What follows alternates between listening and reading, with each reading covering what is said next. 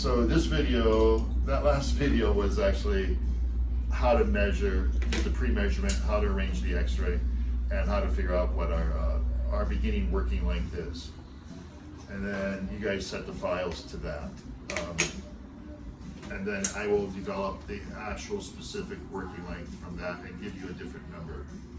Okay, so when we do the root canal, I do access. We always are going to use an Optigate and a bite block, and on the lower we'll use a cotton roll. We place the cotton roll, as I said, so that the middle part of the cotton roll is opposite where I'm working, and we use cotton pliers to place the cotton roll. We tried it, everyone tries it, no one believes me. They can't keep the cotton roll in with your fingers. You're going to have to use the cotton pliers to place the cotton roll accurately. And you just ask the patient to lift their tongue, put the cotton roll down, ask the patient to lower their tongue, and the cotton roll will stay there.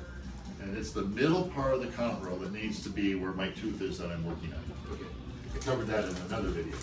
Okay, so this is it. By law, we have to use a rubber dam, and this is what our rubber dam is. Okay, it's actually an Optigate and a bite block. Very important that we have that. Okay, so then I'll use my high speed, and I make access with a 330. It's a very small burr. A 330, I make access with that, I get into the canals. When I'm looking for the canals, I use the double. The next instrument you hand me is the Endo Explorer, the double-sided Endo Explorer. That'll help me find the 3 canals, and then I drill and poke until I have however many canals that tooth is supposed to have. When I get to that point, we rinse and we irrigate. This is like a Bible. We just don't change this routine. We just do this every root canal, every time, over and over.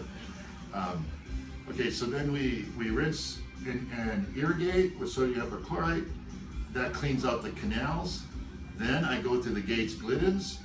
The dental assistants put water in the canals. I run Gates Gliddens 1, 2, and 3. You hand me the Gates Gliddens.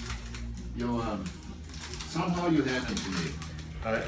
Everybody has their own way of giving me the gate, but it just saves time if I don't have to look for the Gates Gliddens.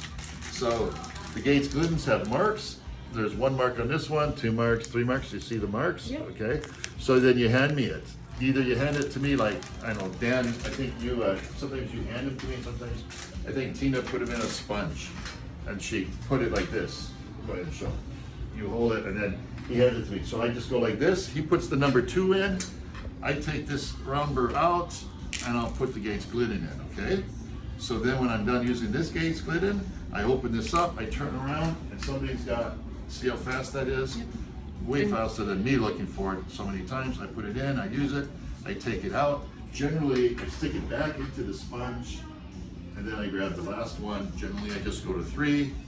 I go like this. Every time I break one, you have to replace it. So be ready to replace it.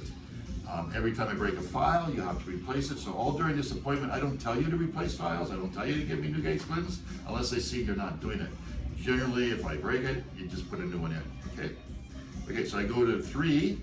When I'm done with the 3rd one, again, this is like Bible study. We do this every single time. We're gonna rinse with water and air. Then we're gonna rinse with irrigation. Every time you use irrigation, you will have the water syringe in your hand and a big suction. Why? This stuff is nasty, super duper nasty. 1 drop of this on your tongue will make a patient gag and just ruin our appointment, right? So, so if we do have a drop go anywhere, you've already got your syringe, you're not looking for the syringe, you already have the air water syringe, and you're just gonna spray and suction, okay? And we're gonna get that out of there. We tried very hard not to spill sodium hypochlorite anywhere, okay? If you put it on their clothes, it turns their clothes white. It's a very, you have to be very aware with sodium hypochlorite when we use it, okay? The fittings on the syringe have to be tight so that the syringe doesn't leak. When you fill this up, always use a 2x2 and totally wipe it dry so there's no residue on the outside of it. You just don't want sodium hypochlorite going anywhere other than a specific place that we have planned for. Okay. Do you have any white? You know, You're looking pretty good. No white spots? No white spots. I think it turns purple on that one. Oh, yeah? I've got it. There is one, Jack. You got one, yeah. White spots. That's sodium chloride Anyways, marking. it just gets everywhere. Okay, so I'm very anal about sodium chloride. I've had people just ruin my day because they gag and spit and just puke and all kinds of stuff. So it's very important when we use sodium chloride, before we use it, the dental assistant already has the air water syringe in their hand and they already have a big suction and they're ready to rescue the patient, okay? Okay, so then I irrigate, sometimes once, sometimes twice, sometimes 3 times, however many I need. And then you guys, I don't know if you guys know how to refill a syringe. You just take the needle off the top, you push the plunger down, put it in the cup, pull the plunger up, the plunger fills, put the needle back on real tight, use a 2x2, wipe it dry, and we're ready to fill again. Needle simply twists off. Twist back on. When you twist it off, it'll be empty already. Draw up your solution. I like to tap off the excess. It's unforgiving. Whatever it touches, it destroys, so just be careful with it. And the needle back on tight. And it's all dry. Everything is clean and dry again. And then he'll hand it to me and I'll irrigate again. Okay, when we're done irrigating, we rinse copiously. We rinse the tooth, we rinse the tongue, we rinse the cheek, we rinse the optigate, you rinse everything, anywhere that sodium hypochlorite can be. And then you dry it all up. Our next step is paper points. We'll pick out 5 paper points. It doesn't, around 5, right? We don't know how many we're gonna use. We start with maybe 5. We get it on the patient's napkin. The patient will be laying there. Dan uses this mixing paper, puts it on the patient's napkin. Then he hands me a cotton pliers, okay?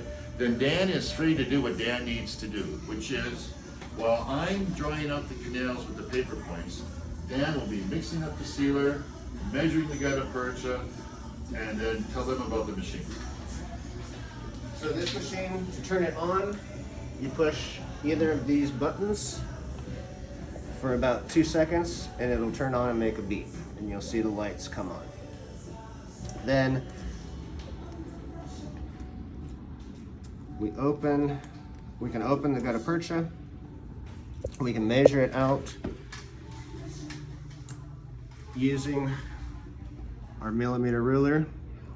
We measure out to the length that doctor has determined the canal lengths are. When you open that, you can adjust the stopper to the specific length that you're working with. And you just measure from the tip of the gutta percha to the stopper based on how many millimeters long the canal is. Once you have your stopper set at the right position, I'm going to go ahead and open one. I have one we can pretend here, Dan. You don't have to open that one yet. Okay. Here, pretend this is the gutta percha. We take the file. This is actually my drill, and I measure this. But anyways, if this was gutta percha and he wants it to be 20, I put it to 20, the stopper to 20. See? So the stopper's at 20. When it's at 20, it's real important. This is gutta percha now. Remember, we're pretending this is gutta percha. This, you can't rest this in the oven on the rubber because it will slide down. It'll change the measurement. You have to rinse, show them how that works. So watch how that gets placed in there. So that would go in with the rubber stopper below, like that. So notice it's not right. Show them how to do it wrong. That's wrong where the rubber stopper's on top. Rubber stopper below. Yeah. Right. Okay. So this one I had already opened. So you measure out your distance, your length, and you want this to kind of be straight. So you load that in there with the stopper below your platform. Then, as soon as he's done drying, he's going to apply the sealer with the file. So while he's drying, first thing you do is mix up the sealer. It's just one part to one part. Yep. And you just, it doesn't need much. One drop, mix them up with the spatula. Then you you scoop it up onto the spatula. And the file that we had sterilizing, 6 seconds at least. Generally it sits in there for hours.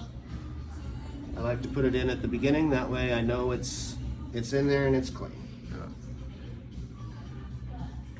This one also gets measured out. To 20. Whatever the working to your length canal was, length. in this case it was 20. And we had found that it was setting up early on us. The sealer was setting up early. And I think we discovered that when the file was still wet from the sodium hypochlorite, it was causing the sealer to set up in the canal. So what we've done is dry it off, so it's still been sterilized. We don't touch the working end. The alternative to that, that's a good way what Dan just did because it really dries it. And the alternative is just dry it with air. Just hold it and dry it. Okay. So then Either way is fine. then you'll have this over on doctor's side, so he can apply the sealer. And then you hand me this, and it can sit here. Now my file's here, my sealer here. When I'm done drying out the canals with these paper points, I just reach over, I grab this, put my sealer on, I go into the canals, and that's when you guys are ready to push down one. All you have to do is push down And lift that back up. and let it heat. Yeah. And then, Dan, what number is it on? On number 1. So the red gets fired on number 1. Number 1 setting. And Dan, do both of those work? Yes. The left and right sides work? Both left and right work just the same. And in what regard would you move to number 2 or to one of the other numbers? If we use the bigger file. Sometimes we use a white or a yellow, and it's bigger and better. I think there's a blue and a white or something. And when it's done, it will beep and the button will flash. That's the point where when doctor starts putting the sealer in the canals, that's when you put your gutta percha down. You lower it into the oven. Okay. And it can stay there. It's going to stay warm until he needs it. Once you see that he's done putting the sealer in the canal, you say, ready to receive. Okay. That way he knows you're ready, the gutta percha is ready, and you're going to find out if he's ready. Because if you take it out too early and you sit there with it out waiting for him, it's going to get cold.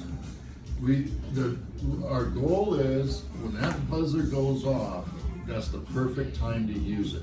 If it sits in the oven too long, it gets real droopy. So the perfect time to use it for me is when that buzzer goes off, I'm ready to receive it. Okay? So that's important. And how do you pass from the oven to doctor? Cotton So you'll pliers? take your cotton Everybody pliers. uses a different technique.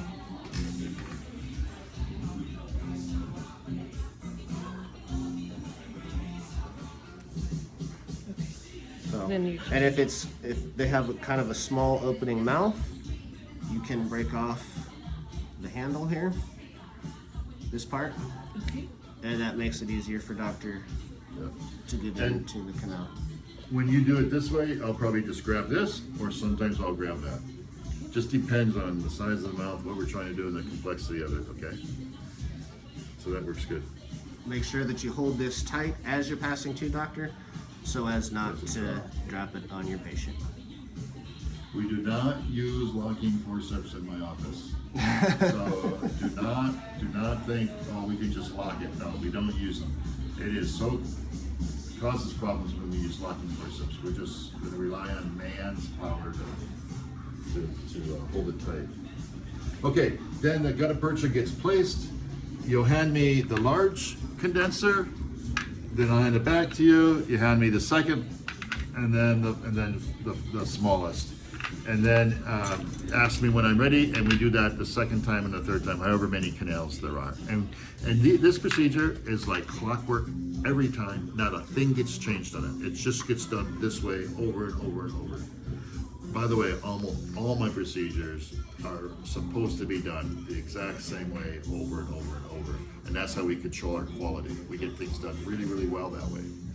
Okay, and that's it for, oh yeah, after that, we'll use alcohol. He'll hand me a cotton pellet, either make a cotton roll or use a cotton pellet.